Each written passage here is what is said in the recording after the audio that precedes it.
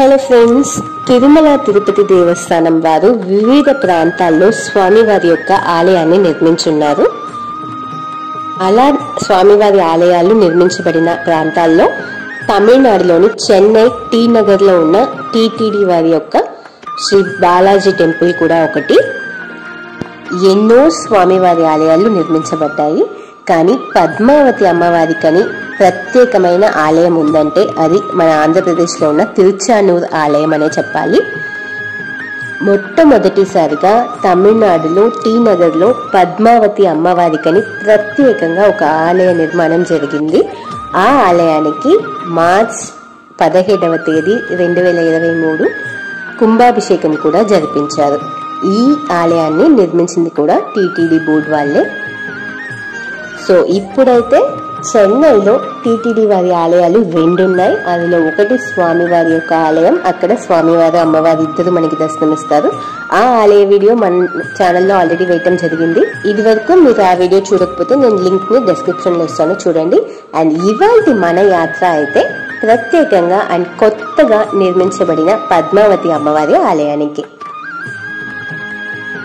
ఈ ఆలయం అయితే టీ నగర్లో చాలా బిజియెస్ట్ రోడ్ అయిన జిఎన్ చెట్టి రోడ్లో నిర్మించబడింది. అండ్ ఆల్రెడీ ఉన్న టీటీడీ వారి స్వామివారి ఆలయానికి ఈ ఆలయానికి దగ్గర ఒక 2 కిలోమీటర్ డిస్టెన్స్ ఉంటుంది. అండ్ కుంభాభిషేకం జరిగిన రోజైతే దాదాపు 20,000 నుంచి 25,000కి పైగా భక్తులు అమ్మవారిని దర్శించుకున్నారు. సరిగ్గా ఉదయం 7:30కి కుంభాభిషేకాన్ని జరిపించారు. వెంకటేశ్వర స్వామికి పద్మావతి అమ్మవారికి తిరుకల్యాణం కూడా కుంభాభిషేకం నాడే జరిపించి ఆ పైన భక్తుల్ని దర్శనానికి అలో చేశారు.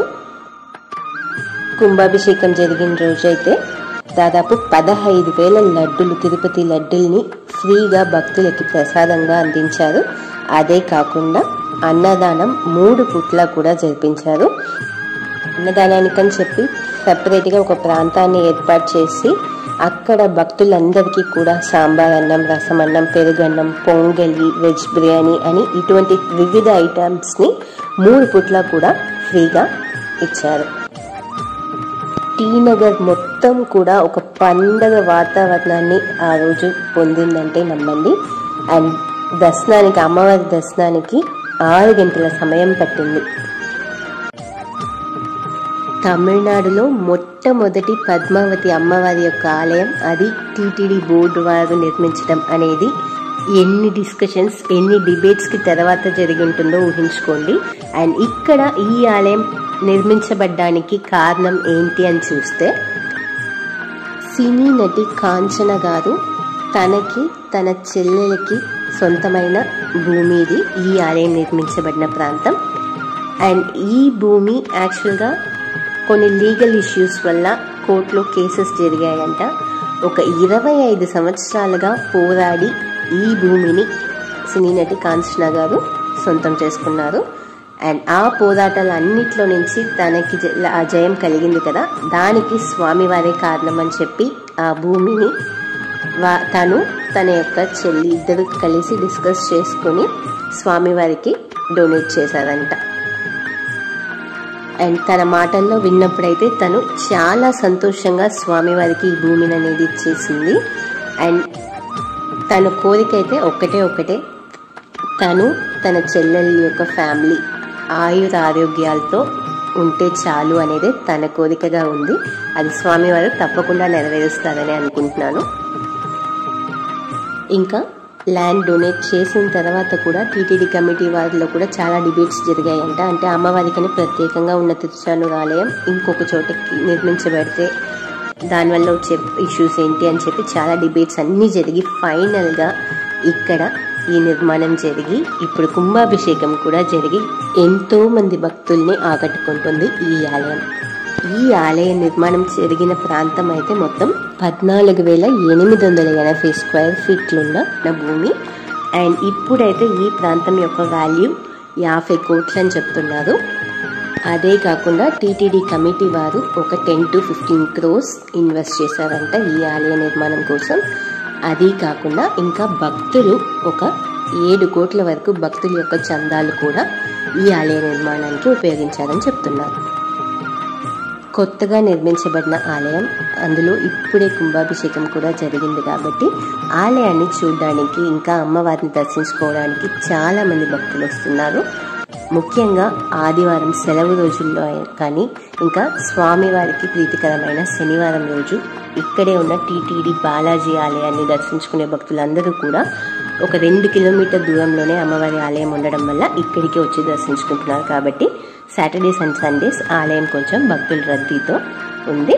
మిగతా రోజుల్లో కొంచెం నార్మల్గానే ఉంది క్రౌడ్. ఇప్పటికైతే గర్భగుడిలో అమ్మవారికి ముందు ద్వారపాలకులు, ఇంకా బయట ధ్వజస్తంభం, బలిపీఠం ఇవన్నీ కూడా చాలా బాగా నిర్మించున్నారు. ఇంకా ఆలయ ప్రాకారం చుట్టూ ప్రసాదం విక్రయించడానికి చోటు కానీ తాగునీరు ప్రాంతం ఇవన్నీ కూడా ఉన్నాయి. ఇవే కాకుండా కొత్తగా వివిధ స్వామివారి యొక్క సన్నిధులు కూడా ఈ ఆలయంలో ఏర్పరుస్తారని అనుకుంటున్నాము. తమిళనాడు భక్తులకి ఇది ఒక శుభవార్తనే చెప్పాలి. తిరుచానూరు వరకు వెళ్ళి అమ్మవారిని దర్శించుకోలేని భక్తులు, తిరుపతి వరకు వెళ్ళి స్వామివారిని దర్శించుకోలేని భక్తులు చెన్నై టీ నగర్కి వస్తే ఇద్దరిని దర్శించుకునే భాగ్యాన్ని కల్పించారు టీటీడీ బోర్డు వారు. ఇంకా టీటీడీ బోర్డు వారు తమిళనాడులో 2 ఆలయాల్ని నిర్మించాలనుకుంటున్నారు. ఒకటైతే ఉలుందూర్పేట్, ఇంకొకటి వేలూరులో.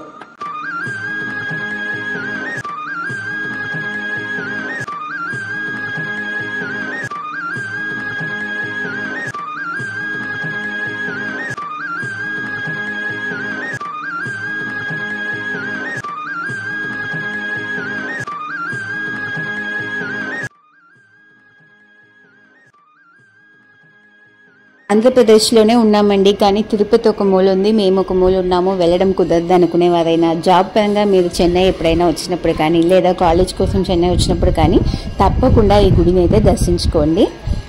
ఇంకా ఈ గుడికి, స్వామివారి గుడికి కేవలం 2 కిలోమీటర్ల దూరమే కాబట్టి మనం ఒకే రోజు దర్శించుకోవచ్చు.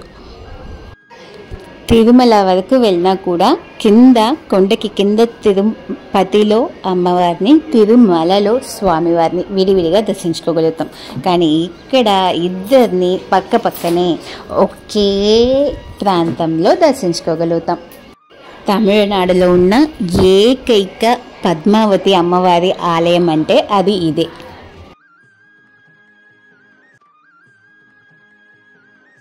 మరి ఇంత ప్రత్యేకమైన ఆలయాన్ని విజిట్ చేయకుండా ఉండగలుగుతామా? అందుకే ఈ వీడియో. సో నేరులో వచ్చి ఈ గుడిని దర్శించుకోలేని వారు వీడియో ద్వారా దర్శించుకుని అనుభూతి పొందాలని కోరుకుంటున్నాం. ఎన్నెన్నో ప్రాంతాలు, ఎన్నెన్నో విశేషాలు, ప్రతి ఒక్క ప్రాంతాన్ని విజిట్ చేయలేరు కాబట్టి మేము విజిట్ చేసే వాటిని మీతో షేర్ చేసుకుంటున్నాం. ఇదైతే మాకు ఎంతో ఆనందం కలిగిస్తుంది. వీడియోస్ మీకు నచ్చుతున్నాయి అనుకుంటున్నాము. వీడియో నచ్చినట్లయితే తప్పకుండా లైక్ చేయండి. ఇవాళ యాత్ర నచ్చినట్లయితే తప్పకుండా వీడియోకి లైక్ చేయండి అండ్ మీ ఫ్రెండ్స్తో షేర్ చేసుకోండి. ఇదివరకు మన ఛానల్కి సబ్స్క్రైబ్ చేసుకోకపోతే తక్షణమే సబ్స్క్రైబ్ చేసుకోండి. మరొక వీడియోతో మళ్ళీ మీ ముందుకు వస్తాము. అంతవరకు stay tuned for the next video. అన్నట్లు పక్కనే ఉన్న బెల్ బటన్ని క్లిక్ చేయడం మర్చిపోకండి. మేము ఇలా వీడియోస్ వేస్తే మీకు నోటిఫికేషన్స్ అలా వచ్చేస్తాయి కాబట్టి ఏ ఒక్క వీడియో కూడా మిస్ కాకుండా మీరు చూడడానికి హెల్ప్ అవుతుంది. So don't forget to like, share and subscribe.